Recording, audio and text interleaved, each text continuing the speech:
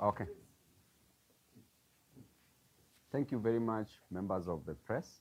I'm Babu Owino, Member of Parliament for Embakasi East constituency. Today, I want to comment about the hostile takeover of certain functions and the key functions of the county government of Nairobi, which were transferred from the county government to the national government. Yesterday, we did see the signing and the transfer, which we describe as hostile, of certain key functions of the county government to the national government. This process was illegally done in the first place, and we are being informed that public participation is supposed to be done after the signing of this agreement. This is completely unconstitutional, unlawful, and I don't see the need why the national government should move in a hurry to take the functions and or kill the spirit of devolution within Nairobi County. The governor, in his wisdom or lack of the same, did agree to transfer his responsibilities, which were bestowed on him by Nairobians who woke up very early in the morning, Nairobians who trusted that their roads could be done by the governor and has since then not been done, Nairobians who trusted that drainage could be fixed by the governor and has since not been fixed, Nairobians who believed that there will be no rationing of water in Nairobi and there will be sufficient supply of clean water and affordable water to Nairobi residents. Nairobians believed that the Nairobi County would be clean. There would be no garbage within the city. They did believe that jobs would be provided to Nairobians. They did believe that health facilities would work and the medics, the staff, would be paid well. Nairobians also believed that they could have low cost of living as opposed to what we are experiencing currently. What did we see? Nairobians trusted the wrong person, gave power, gave responsibility to a person who was not qualified for the job. That is Governor Sakaja. He's become a disappointment. He's been singing of Nairobi working, and indeed, the transfer of functions to the national government is a clear sign that the governor is a born incompetent governor, a governor who cannot deliver services to the citizens of Nairobi. So Nairobi is at a great loss, and we are mourning, deeply mourning, we are grieving the transfer of functions from the county government to the national government. We are mourning the fact that the government has disappointed Nairobians. When you go to Mama Lucy Hospital, you get a death trap in the name of a hospital. No drugs within the hospital. There's a lot of negligent activities occurring at Mama Lucy. Our mothers being treated disrespectfully. No respect at all. Our mothers are delivering on the floors. Doctors are not paid. Medics, nurses are not paid. Services are not run there. And it is a shame. The other day you saw at Mbagathi Hospital that a body has been detained for more than 2 months now. A family has spent all their earthly belongings, doing everything humanly possible to take care of medical bills, selling all they had, investing in medical services, fees. All the savings that they had been invested in the same, only for you to detain a body. There was a case that was decided by the then Justice Majanja, may his soul rest in peace, as he was then called. He did say that there is no property in a dead body, that a dead body has no economic value. And therefore, as a governor, you say, and you want Nairobi to work. Nairobians are mourning because of your incompetence. You've let us down, and the national government, you are also very incompetent. So an incompetent body taking over another incompetent body in the name of delivering. What a shame. This is a race of two pygmies competing on who is taller than the other. What a shame. Nairobi itself has not received serious projects from the national government. Then the national government is coming in the name of delivering Nairobians from the bondage of incompetence, from the graveyard of corruption, from the cemetery of confusion. And clearly, this is a sham. Governor Sakaja has reduced himself because right now he's going to work under the county government, under the national government of Kenya, which means that all his roles have been waived. He has transferred all his responsibilities to the national government. So we condemn this act, and I know that there's nothing new that is going to happen. Transfer of a function like roads, transfer of functions like water, street lighting, and garbage collection. This is just going to be new corruption. First of all, the national government should explain to Nairobians where the on-source revenue is for Nairobi. The governor did transfer these functions the first few months he got into his office, because the governor only has a right to view only the servers, where the on-source revenue is collected.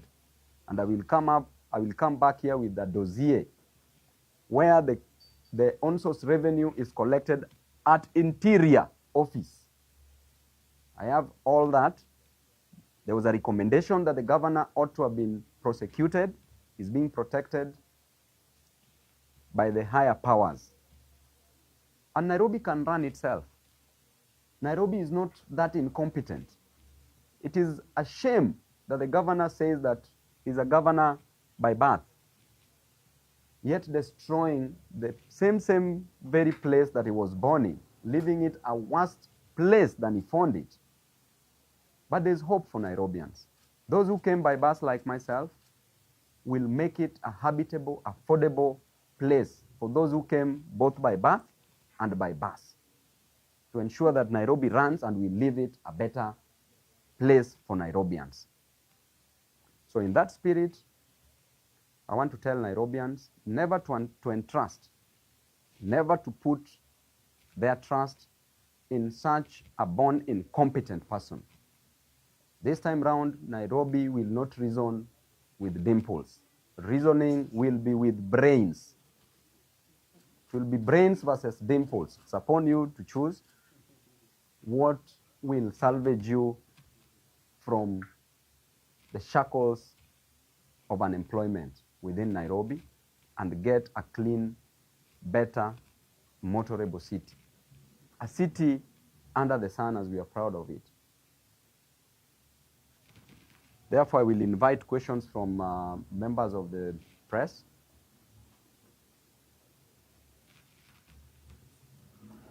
Maybe a question, what would be your take with regards to the representation of the steering committee, whereby we have some cabinet secretaries, majority from the national government versus the ones from the county government? What would be your take on that? First of all, Mr. Leto, that's a very intelligent question because, you clearly know the answer of what is going to happen, because 2/3 of these members of the committee are going to come from the coming from the national government. That means that 8 out of 12 of them are from the national government under the leadership of the Prime Cabinet Secretary. It means that the governor will be relegated into a secretary of this committee. not even a deputy governor. So I don't even know the role of a deputy governor, what he's going to perform in that committee, if he will be included. That clearly tells you that there's a hostile takeover because of that imbalance of the numbers. And it was probably done to incorporate some of a few members of the county government just to avoid shaming the governor. And this is a very sad thing because if the national government has already signed and the governor has signed, then one thing also comes which is very unconstitutional about the public participation. That they are saying they want to do it within a period of 14 days. We have 17 constituencies and 85 wards within Nairobi. Is it even practical? But going by the doctrine of legitimate expectation, the moment they sign it, then it means that they already know the outcome. There's already an expectation that it is going to be implemented, because the moment it is signed, now it should be implemented. So these are going to be just exercises in futility, PR exercise. Cabinet secretaries are in this. That tells you that there's a complete takeover. A complete takeover.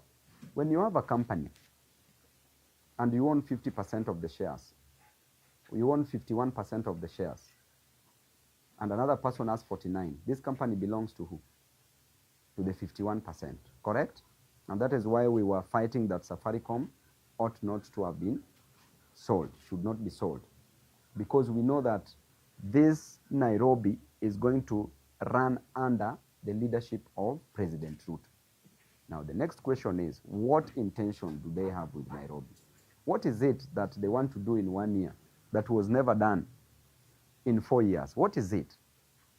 What is it that they want to do in 1 year? So it means that these are just corruption scandals that's going to come up. There's going to be pilferage of money. And clearly, the governor is already satisfied. The governor is one of the billionaires now in this city.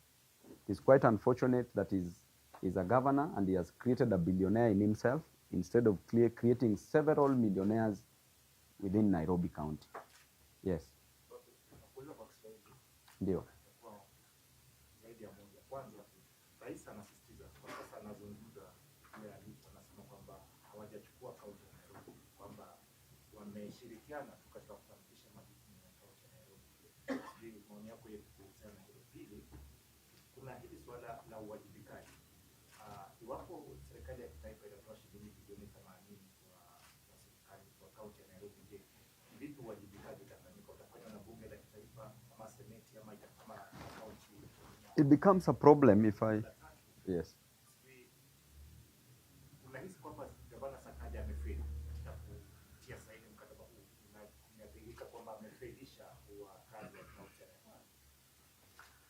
Jambo la kwanza, in the spirit of devolution, tunaambiwa ya kwamba hii mambo ya devolution rais mwenyewe anaiua, kwa sababu Nairobi as a capital city that controls a very large percentage of our economy. The president is now assuming the roles of a governor. So we have a president of the Republic of Kenya in Ruto, then we have a governor of Nairobi, now is President Ruto, not Sakaja. That clearly tells you that the spirit of devolution has been destroyed. So therefore the next question is, nani anafaa keep checks and balances in terms of even auditing ya county? Because now it is partly the function inafaa iwe ya Senate.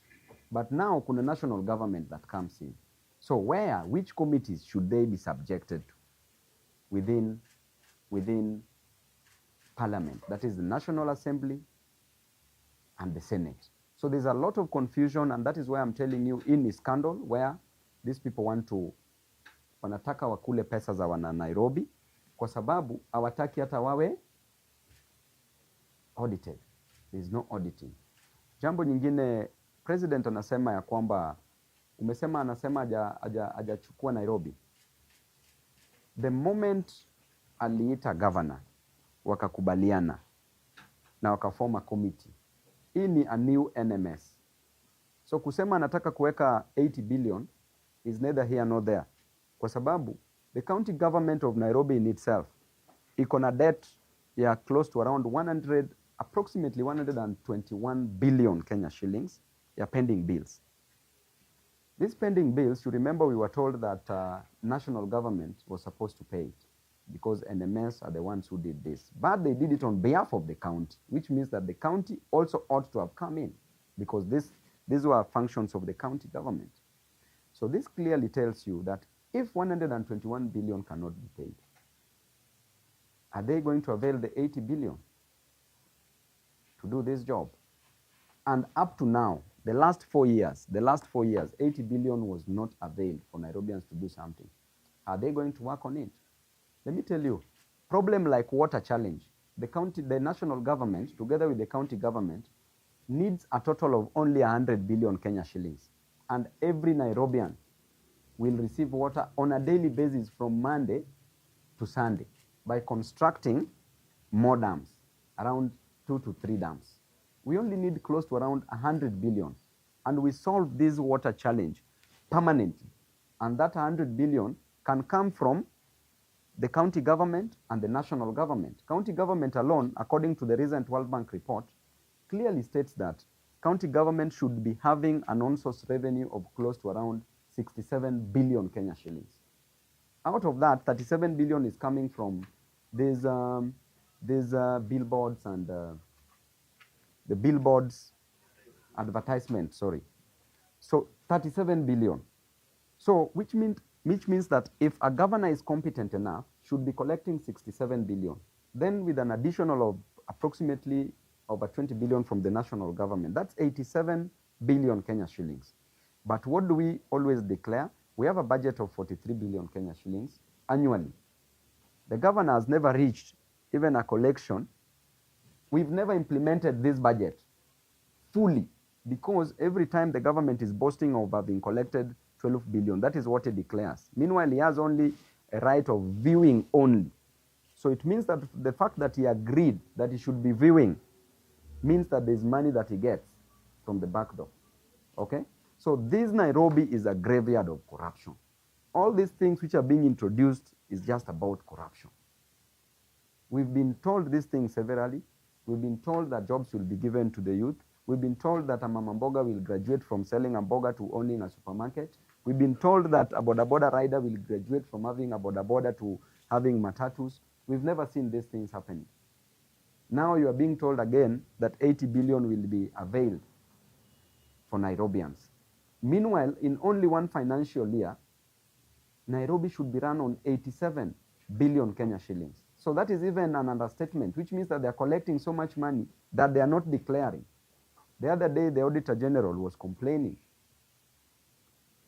Audit report was showing that the county government of Nairobi, through the controller of budget, approved funding to the county government of Nairobi, and these funds disappeared. Actually, they're even using private companies to siphon these monies. 150 million disappeared. I hope you saw that. It was everywhere. So what does that tell you about the state of our county? So what was your last question? Okay. Yeah, one question. Yes. You've expressed your dissatisfaction with both the national and the county Yes. government in Yes. terms of governance. Yes. What would be the solution for the remaining 1 year for the election? What would you prescribe? What I can easily tell you is that Nairobi, as at now, is not functional.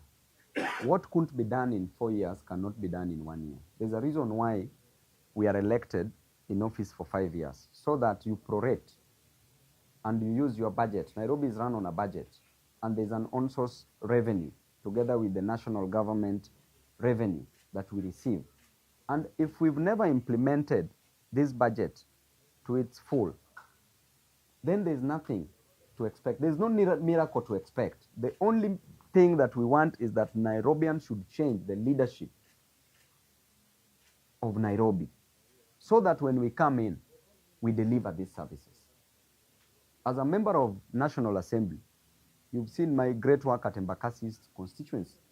We were ranked as the best member of parliament in Kenya, beating all even the government members of parliament with all those resources. It means that if little could be given to us, then we can manage even more. If we could manage little, we can manage more.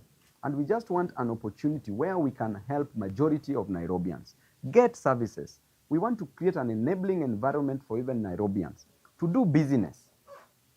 This idea of making these licenses too expensive, exorbitant, for no reason. You are even getting little revenue. When you go by the demand and supply curve, you'll get little revenue, because when you put the values to be so high for licenses, then it means the demand will be low. People will be starting their own businesses without even taking licenses. But when the prices are low, the demand will be so high. So Nairobi needs brains, not the imports. Yes, Mudoka. Okay. Are you aware of any discussions to challenge this court use support the petition trying to stop this so-called? Of course, there should be no illegality in running a government, a county government, a national government. This is an illegality. An illegality has been committed. So definitely I would support any petition that is taken before any competent court of law, so that Nairobians can be given what rightfully belongs to them. Nairobi has money because governor has been collecting money. Where is this money going to? He's only celebrating that I've served now 60 million plays. Honestly, do we want to, what is happening with this Nairobi? Eh? As we feed the stomach, we need to feed the brains, because we need to feed the governor's brains, because he's confused. So we are not fighting the school feeding program, but we will do it in a better way, where no parent will even give 5 shillings. Because that 5 shillings in a year for the total parents, kids in the school, amounts to approximately 200 million per year. Where does that money go to? The French money, French government, money from the French government.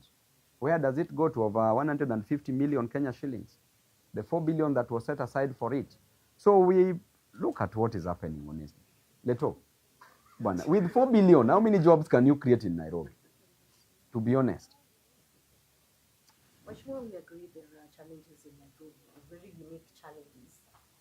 And one would want to know what would have been the solution, not the separation between national government and the county government. Is it impeachment? Is it the designation? Or what ought to have been done? First of all, there are no unique challenges in Nairobi. That is just a creation from a culture that we come from, that Nairobi has unique. Nairobi has no unique challenges. When a road is a unique challenge, preparing a road, building a road, is it a unique lease? So you can just say, I'm a governor, you wake up, you dream, you say that this road is bad, make this road. Is that unique? You say that garbage iko pale, ukienda pale city market, there's garbage everywhere. You say, garbage, I want it to be cleaned. Is that a unique challenge? Sweeping and collecting garbage. Is it a unique challenge, Leto? Yani you say, I want to create jobs for Nairobians. Is it unique? To be honest. He's the greatest cartel, because this is the man who has stolen money meant for Nairobians. And you know, you've seen all this.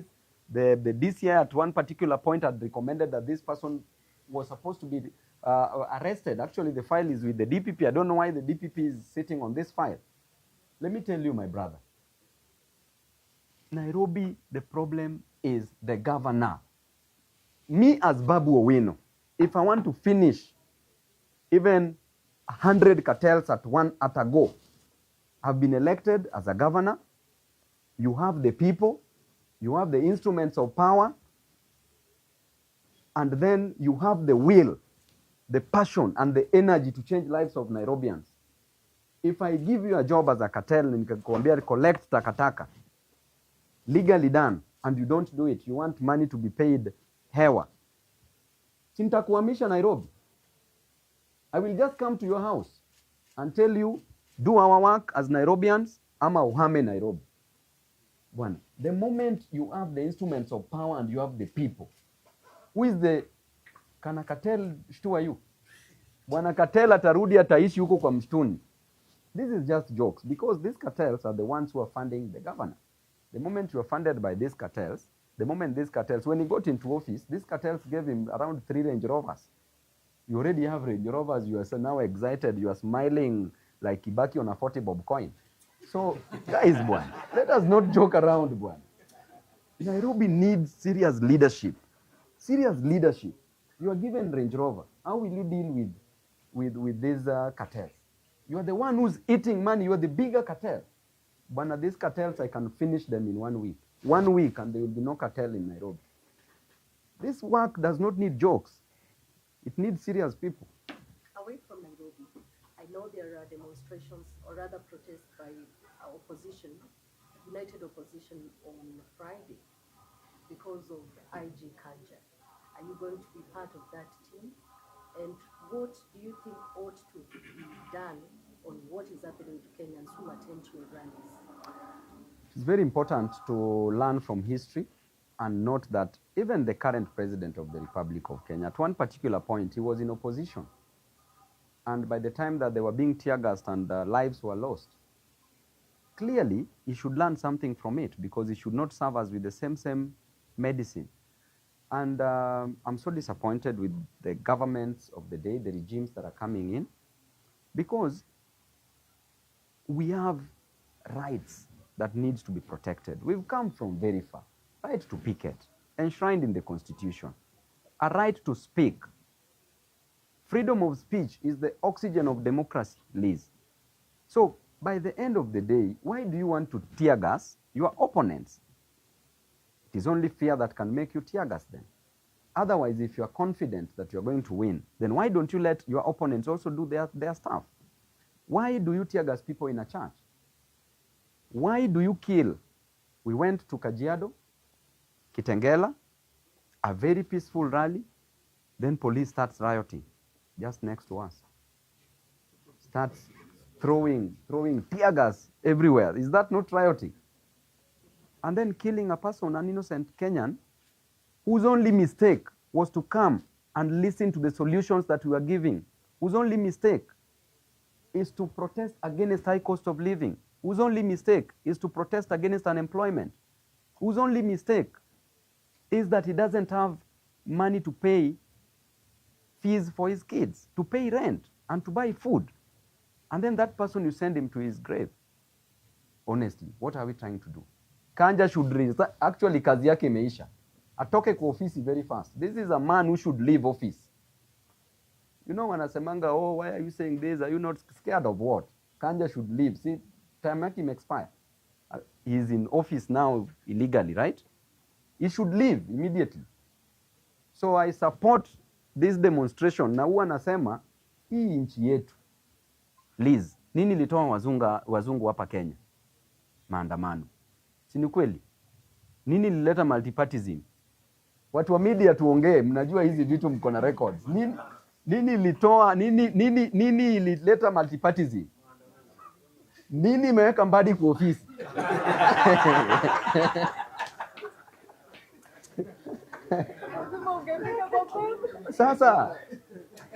Sasa hata Ruto mwenyewe alienda maandamano. Si ni kweli? So mambo yangu naenda kupanga. Of course mimi ni king of maandamano, my brother. Hakuna maandamano yote yenye imewahi fanyika hii Nairobi yenye sijawahi organize. So which means I'm always at the forefront. Si ndio? I'm always the organizer. Which party are you likely to run on now that I think that is tomorrow's problem. We will solve it tomorrow. Today's problem is talk about Nairobi County and maandamano. Yeah. Kuna kitu jana gavana kwenye hotuba yake alimention akasema kwamba the last time such a document was signed, and you know whom he was referring to. Yeah, there's a very important question here. Yes. So in his speech he said the last time such a document was signed, of course you know alikuwa na refer kwa nani, lakini yeye jana anasema walikunywa chai wakazungumza wakajadiliana. Unafikiri labda alikuwa chini ya himaya ya ushauri wa mtu fulani ambayo hakuwa na option? Njia pekee ilikuwa ni wakubaliane kuweka huo mkataba.